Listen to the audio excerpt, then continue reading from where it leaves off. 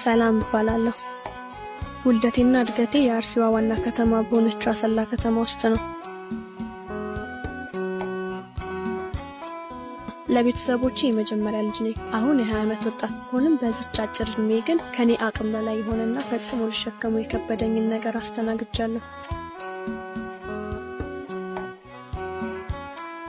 ሰው ሆኖ አለማፍቀር፣ ጤነኛ ሆኖ መታመም፣ ሙሉ ሆኖ መግደል ያለው ማን ነበር?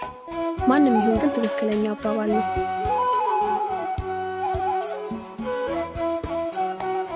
ማፍቀርም ሆነ መፈቀር ፈጣሪ ከላይ የቸረን ትልቅ ስጦታዎች ናቸው።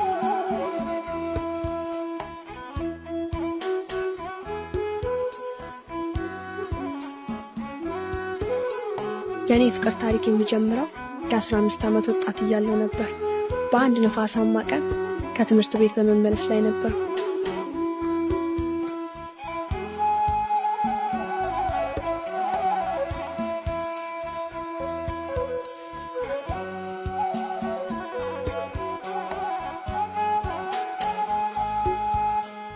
ጓደኞቼን ተሰናብቼ ወደ ቤቴ የሚያደርሰኝን መንገድ ዘወትር እንደማደርገው ሁሉ ብቻዬን ተያዝኩት።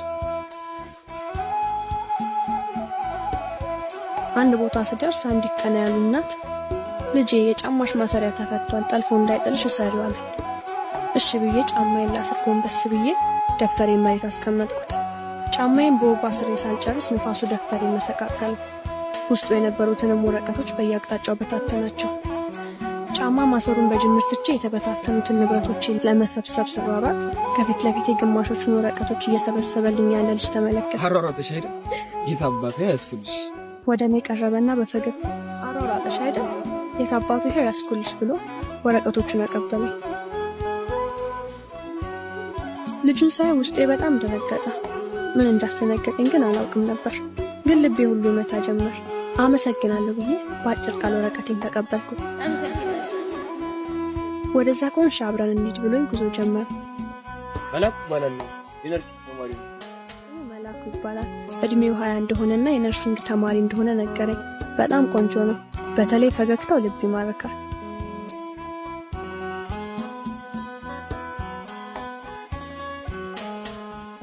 እኔም ስሜንና የ9ኛ ክፍል ተማሪ እንደሆንኩ ነገርኩት።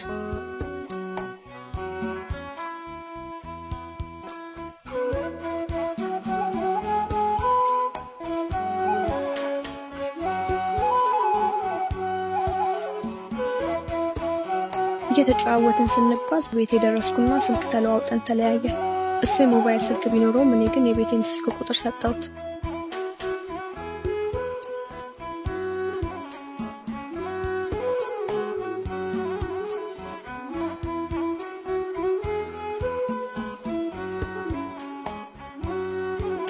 በቤታችን ወንድ ከደወለ እኔን ከፈለገ ትንሽ ቁጣ የሚበዛብኝ ቢሆንም ልከለክለው ግን አልፈለኩም። ከዛ እኔም ወደ ቤት የገባው እሱም ሄደ።